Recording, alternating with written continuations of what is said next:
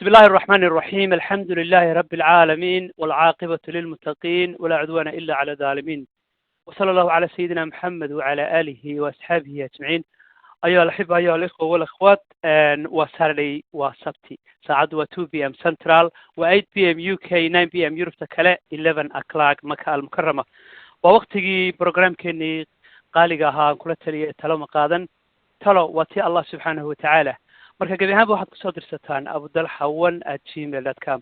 abudalxa waa APUDALXXray1@gmail.com. haddii allah subxaana watacaala uu yidhaahdo soo gudbista waanu sheekha idinku weydiin doonaa haddii allah subxana wataala uu yidhahdo. su-aalo aad iyo aad u tiro badan baa soo dhaca. haddii su-aashaadii wiigan aad weyday hays oranin walaaluhu way ilduufeen, maanaan ilduufin laakiin saf baa lagu jiraa. marka insha allahu tacaala marka adigana aanu soo gaarno ayaan taada sii dayn doona haddii allah subxana watacaala uu yidhahdo. bal awalan waxaan soo dhaweynayaa fadiilatu sheekh maxamuud sheekh xasan abudalxa iyo kelmaddii uu aalaabay inoogu hormarin jiray. sheekhulfaadil falyatafadal mashkuuran maajuura. بسم الله الرحمن الرحيم. الحمد لله رب العالمين، والصلاة والسلام على رسول الله صلى الله عليه وآله وسلم، وبعد. عاوي تاريخ تهي لباتنكي بشي سفر كن أفر بقل صدن يتدبدي هجرة النبي صلى الله عليه وسلم وافقسن شنتي بشي لبيتبناد لبدا كن يشن يتبنك ميلادية. برنامج كينان وبرنامج كي لما قعبحي إلى التالي أن كل التالي يتلم قاضا كلمة أن شعرها إن أنكار مريو وكلمة قاضا دون تهدي الليل هذا دور حلقة وأنكار مريم دون بإذن الله تبارك وتعالى مع المهن صوت صعدة قاب مسلسل أنا عن كدي دونه أنا دون يا كلمات كان أنكار مريم دون إلى التالي ده إن إسفر بردقو رجع يضمرك لما الرسالة أو لما الشيخ كلا قرآن عن استعماله أو مثل يدهدو الرجل الذي لا تنساه المرأة بل على مضاها اللي يقانو ننك أين مرنا قفك الدمرك هلمامين وانا ننك الدمرك أباهيهين إني أقادان نرعا ويهي رجنا فإذا أقول سيء النقضو ننقل لهلمامي كرين انت المامها لقهلو ayuu xaawilaya bidin illaahi tabaaraka wa tacaala ama uu raadinaya. marka habeenna taasaan ka dhigi doonaa haddii alla yidhaahdo. habeenna waxaan ka dhigi doonaa haddii alla yidhaahdo bal haweenayda miisaaliyadda ah ee aynan raggu hilmaamaynin marna. marka waa laba dhinaco. marna waxaa weeye waa ninka aynan qofkii dumarkii marna hilmaami doonin hadduu nool yahay iyo hadduu dhintaba, iyo qofka dumarka ah maxaa la yidhahdaa aynan raggu aynan marna hilmaamaynin. الرجال قوامون ragga ayaan ku bilaabayaa marka bixukmi ay yihiin raggu aadam iyo xawaa. markii la abuurayay dee aadam baa la hor abuuray, xawana feedhi nebi aadam baa laga abuuray. waa marka labaade cidda aan isleehay inay aad iyo aad u faa'iidaystaan oo ay fahmaan la doonayo. marka koowaad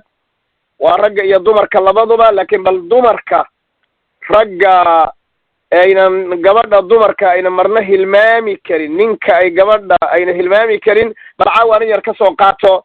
runtu waa mawduuc aad u ballaaran oo aad iyo aad u weyn oo kulligoodna waxay dib ugu noqonayaan un mawaadiicdii aan horey oga soo wada hadalnay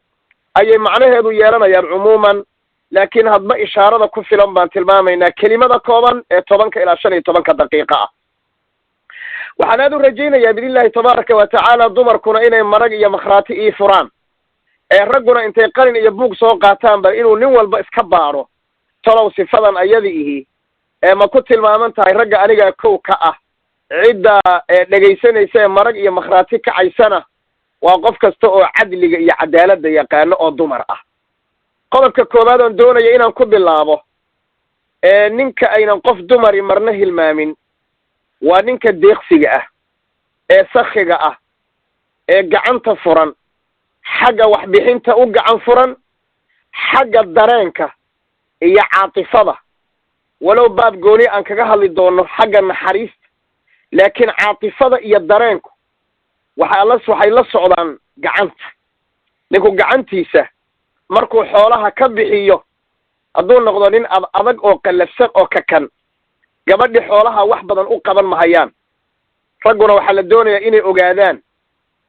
haweenku hadafkoodu dhaqaale ma aha haweenka ujeedadooda ugu weyn dhaqaale ma aha haweenka waxa ugu badan ee farax geliya dhaqaale uma badno waxa ay raaxadooda ku dareemaan dhaqaale uma badno laakiin shayga dumarku ay ka dareemaan nolosha runta ah ay ka dhadhamiyaan oo qalbigooda gala oo marna aynan hilmaamaynin waxa weeyaan waa caatifada iyo naxariisashada waa shayga loo yaqaan naxariista xoolaha qof walba inta looga qoray hada ilaahay subhanahu wa ta'ala waa u siiyaa laakiin ninku marka uu ku tilmaanaado sifadan hadda aanu tilmaanay oo ah sakhinimada iyo caatifada iyo naxariista marka uu ninku ku tilmaaman yahay oo yahay nin aad u degan nin aad iyo aad u degan nin aan cunfi iyo adayg aan kula dhaqmaynin ولذلك علماء كلمة وحي كسو كوبان وحي دهن لأن المرأة تكره الرجل العنيف هوين يدو ماتش على نينك طبيعة حن قلسن إنه يسوي ديق نقونيان مرقيدي سنة أي صوك عيان مركا بسيدي وراضها وحوقسو بودا يدومركم ماتش على حضرنا غير القادر على التفاهم حضرنا أن أولي كريم بقى qofkan dumarka ah la nool intuu daraaseeyo inuu fahmo talaba arrimood buu isku darsaday arinta koobaad waa inuu yahay ninka kan oo caniif ah oo qallasan oo adag nabigana waxa lagu yiri calayhi salaatu wassalaam walaw kunta faddan ghaliya alqalbi lam faddu min hawlik hadal ahaan lahayd midka kan oo qallasan oo adag hadii dadku wayba ka kala carari lahaayeen nabiga lagu yiri sallallahu alayhi wa alihi wa sallam shayga wanaaga iyo naxariista la geliyana iyo deganaantana dawaaba quruxsanaada shayga laga waayana uu fool xumaada sida xadiis macnihiisu uu nooca yahay oo nabigu ku sheegay sallallahu alayhi wa sallam hadana inta wuxuu ku darsaday ninkani qofkan dhan ee la nool inuu san fahamsanayn nooca ay ka samaysan tahay caatifadeedu iyo dareenkeedu nooca uu yahay waxa ay dareento oo farax geliya waxa ay dareemayso oo caro geliya waxa ay ku daawowdo oo caafimaad iyo kiniin iyo fitamiin ay ka hesho waxa sumta iyo dacarta ku noqdo oo khanaal iyo maxaa la yiraahdaa dhimasho intaba u sababi kara asaga oo fahmin kullu dalika marka waxa weeye qodobkaasi waa qodob aad iyo aad muhiim u ah oo tilmaamaya kulligood qodobada hadda aan sheegi doono qodob walba waa qodob u baahan keligii sida goonida in loo daraaseeyo oo maxaa la yiraahdaa iikeen loo sharxo culimadu marka waxay dhahaan in al-bukhla laysa fi al-mali faqat maxay la bakhaylnimadu ma aha xoolaha oo kaliya walakinahu fi al-mashaa'ir ayda fiiri يعني xaaskaagi oo xanuunsan xaaskaagi oo murugaysan xaaskaagi oo dhaarsan xaaskaagi oo daalan xaaskaagi oo cajisan inaad kala baqaysho gacan maxaa la yiraahdaa naxariis wada iyo hadal macaan iyo qalbi danqanaya gudahana ka dareemaya lana qaybsanaya waxay dareemayso bakhaylnimada ninka ugu bakhaylsan waa ninka noocaas ana dumarku maba jeclaba saadaradeed baa qodobka koobaad waxaanu ka dhignay maxaa la yiraahdaa ninka deeqsiga ah ee maal ahaanna deeqsi u ah dareen ahaan iyo caatifo ahaanna deeqsi u ah waa ragga ay dumarku jecel yihiin weeye walidaalika baa nabigu sala allahu calayhi wa aalihi wasalama يعني والدمركو رجع يتعليه نبيو أوصى بالنساء خيرا دمرك خيرها الله دردار ما أما وأدر دارمي وحث على حسن معاملتهن فقال رفقا بالقوارير ورقلوين كهنجت تشبيننا أي نبي إليه صلى الله عليه وسلم كلمة وكلمة أبوه الرئيسة waxaan rajaynayaa dumarkuna inay marag iyo makhraati ka kaceen ragguna intay qalin iyo buuq qaateen oon anigu ka mid ahay inaanu qodobkaa aan qoranno haddaan doonayno dumarkaygu inaynana hilmaamin haddaan dhimanno iyo haddii aan noolaano labaduba qodobka labaad alrajulu alqawiyu shakhsiya yacni nin go-aan qaadashadiisu iyo shaksiyadiisu ay adag tahay haweenku ninka go-aanka fiican qaata goorma meesha u baahan in go-aan lagu qaato wa maca daalika naxariista oo xaliimka ah oo dulqaadka badan meesha mudan in la dulqaato oo meesha loo baahan yahay in go-aan qaatana go-aankii meesha ku habboonayd iyo waktiga uu go-aanku ku habboonaa ayuu qaadanayaa haddii ay gabadhu khata ama gaf ay gashana ooma qabanayo oo go-aankii si adkaa kuma qaadaye wuxuu noqonayaa xakiiman xaliima wuxuu noqonayaa nin xakiim aho shayga meesha ku habboon la raadsada haddana xaliim ah oo dulqaad badan ayuu noqon hayaa oo ninku hadduu noqdo nin iska jiricsan oo aan go-aano qaadan karin haweenku ma jeclo bal weydiiya haweenka haddaad moodeen haweenku inay jecel yihiin ninka ay dumarku iska daba socdaan maya dumarku noocaa ma jeclo waxa weeye dumarku waxay jecel yihiin ninka u qiirooda ee sharaftooda ilaaliya ee aan inaan lagu soo xadgudbin gurigiisa iyo carruurtiisa iyo reerihiisa inaan xuduudda loo soo dhaafin ninka markii cibaadada lagu xadgudbo ama xumaan lagu xadgudbo ka qiirooda waa baab gooni aan kaga hadli doonaaye ninka shaksiyadda adage meeshii go-aanka loo baahnay xaaskiisu markay doonto inay meel aan loo baahnayn ay wax samayso xaaraam a masalan iska hor istaagoo dhaho maya arrintaas sax ma noqonayso wa maca daalika xikmad iyo xikmad iyo xilmina ku dara oo marka aan dagaal ku qaadine xikmadda iyo qaabka oola hadli lahaana yaqaana dulqaad iyo xilmi iyo dulqaadasho iyo deganaanna ay markaa ay la dheer tahay saa daraaddeed ba waxay dhahaan alshaksiyatu alqawiya hiya shaksiyatu alatii tastamiru fi nnumuwi waatatawur runtii waa kelimo qiimo badan oo qaali ah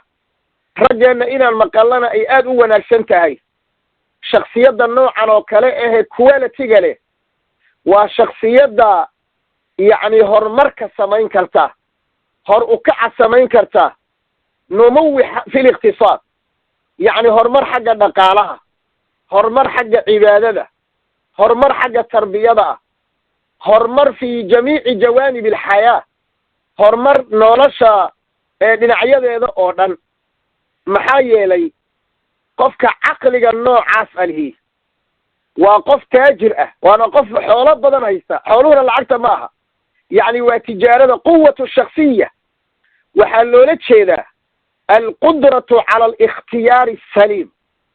yacni qofka doorasho wanaagsan oo caafimaad qabta qaadan kara haddana sa ay tahay waatamyiizi bayna alkhayri waashari waalsawaabi waalkhata haddana kala saari kara shaygan uu qaadanayaay kee khayr ah keebaa shar ah kee sawaab ahoo toosan kee ayaa khata ah sidoo kale intaa waxaa dheer shaksiga ay dumarku jecel yihiin inuu yahay idraaku alwaaqici alxaadir shaksiyad la nool waktiguu joogo shaksiyad la nool qarniguu joogo shaksiyad la nool meesha uu joogo iyo bii-aduu joogo iyo waxa ku hareeraysan garanaya khatarta soo socota garanaya isla markaa ku dadaalaya makhrajka looga bixi karo garanaya wax walba oo khatar ku noqon karo diintiisa caqiidadiisa mabdi'iisa jiritaankiisa reerkiisa iyo carruurtiisa wax kastoo khatar ku noqon kara garanaya wabittaali qaabkii looga bixi lahaana maaraynaya أو كلا ساري بين الخير والشر والصواب والخطأ واقع وكل يهين قيمين halkaa waxaad ku garanaysaa marka nin maanta oo dhan fadhi ku dir ku jira oo caruurtiisii bad ku tuuray oo xaaskiisii bad ku tuuray oo haddana qiila waqaala waqtigiisii ku dhameeyey oo aan garanaynin war maxaa lagu soo galay iyo maxaa lagu soo xarooday iyo baahidu maxay tahay waxaad garanaysaa qodobkan aan ka hadlaynaaye waa qodob in la fahmo marka u baahan weeye waxay wax looga dayacmeeda waa maxay shakhsiya qawiya oo haddana biikhtiyaari saliim doorasho toosanna qaadan kara wanaag sharta iyo khayrkana kala miisaami kara garan kara sawaabka iyo khata'ana kala saari kara waaqica uu ku nool yahay iyo khatarteedana kala garan kara iyo mustaqbalka waxa soo socdana yacni doris ku samayn kara oo garan kara ninka noocaas ihi waxay yidhaahdaan wuxuu samayn karaa horumar dhinac walba ah ayuu samayn karaa ولذلك ما في صحيح البخاري نبينا صلى الله عليه وآله وسلم إمام البخاري وحليه سند بوسوك حيويري حدثنا آدم حدثنا شعبة حدثنا الحكم عن إبراهيم عن الأسود قال عائشة هو يدن عائشة وحيلها ما كان النبي صلى الله عليه وسلم سئلت عائشة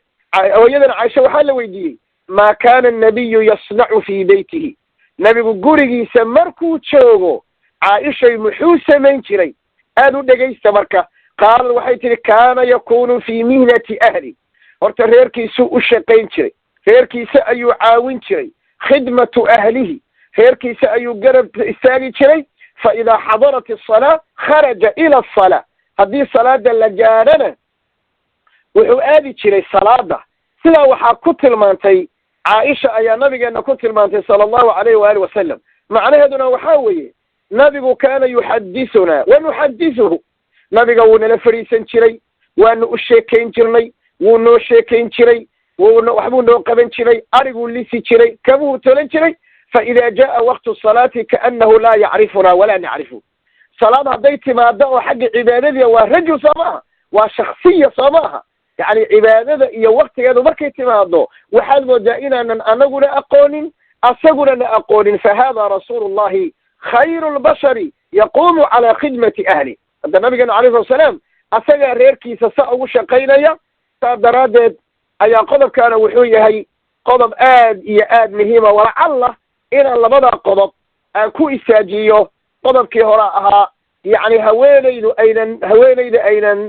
هواليدو منك أين هوينيد إلو بين مرنه الرجل الذي لا تنساه المرأة هوينيد أين إلو بين على مضبضة أبنو الشيء إلا بقلبا وكنت لقال إلي قالوا صفاتك وعجائب سن دمر كان سيدو كلام بقل يكو ويرقب كتابة رسائل كسا قاضي رقوا على مدها الكتش عليهم دمرك رقا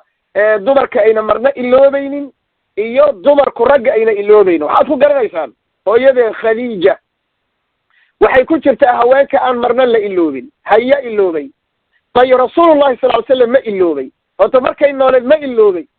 maya ma iloobin waa naqaana markay dhimatay ma iloobay maya ma iloobin su'aashu waxay tahay maxuu la iloobi waayey nabigeena calayhi salaam maxay ahayd khadiija tilmaamaha iyo calaamadaha uu la iloobi waayey zawjkeedii oo rasuulullaahi calayhi salaam ilaa uu gaaray intuu xoolo qalo inuu khadiijo saaxiibadeed fiiriya khadiijo saaxiibadeed inuu dhow ha loo hadiyeeyo maxaad u malaynaysaan raggeenna waxaan u baahannahay marka inaan hooyadeen khadiijo si saxa u daraasayno oo aanu ka soo saarro aan dhahno talow khadiijo maxaa loo iloobi waayey oo markay dhimatay maxay hooyadeen caaisho iyo dumarkii kaleba ay oga masayri jireen oo nabigu magaceeda uu in badan u sheegi jiray oo xataa haala ay walaalo ahayeen codkeeda markuu maqlo muxuu nabigu u kici jiray sallallahu alayhi wa alihi wasallam oo nabigu difaaci jiray wax kale ma ahane waxay lahayd sifaad iyo tilmaamo cajaa'ib badan ayay lahayd sida daraadeed markii aan gabdhaha gaarna baanu day qodobka kaga hadli doonaaye hadda intisaalaha waxaan ka wadnaa يعني waxaa rag aan la hilmaamaynin iyo dumar aan la hilmaamaynin فأسأل الله جل وعلا إلهي waxaan weydiisanayaa subxaanahu jalla wacala inuu naga dhigo kuwa dumarkooda u wanaagsan kuwa gacmaha u gacan furan dumarkooda kuwa maxaa la yidhaahdaa shaksiya ku tilmaaman si ay u noqdaan carruurtooda iyo reerahooda kuwa ilaashada sidii ilaahay noo amray tabaaraka wa tacaala inahu waliyu dalika waalqaadiru calayhi. intaa wixii ka dambeeya waxaan ku wareejinayaa walaalaha jazaahum allahu khayran aan mar walba u ducayno ilaahay awlaadooda iyo carruurahooda iyo xaasaskooda iyo maalkoodaba intaba baraka adduuniya aakhare aan dhammaanayna allaha siiye isku hawlo ee isku shughliya inay noo daadihiyaan barnaamijkani faa'iidada badan ilahayna ikhlaasoo nooga dhigo kusoo dhawaada baaraka allahu fiikum. ما شاء الله. بارك الله فيك، زادك الله علما. إلهي سبحانه وتعالى شيخ هبرك يو خير بدن هسي يو كلمة داسي وتشيدينه بهاي نجيل كي نقوان فع إن شاء الله تعالى إن جانا إلهي سبحانه وتعالى وحن كبرينا إن أن نقول نكو دقن قلية أو لبكو عمل فلا.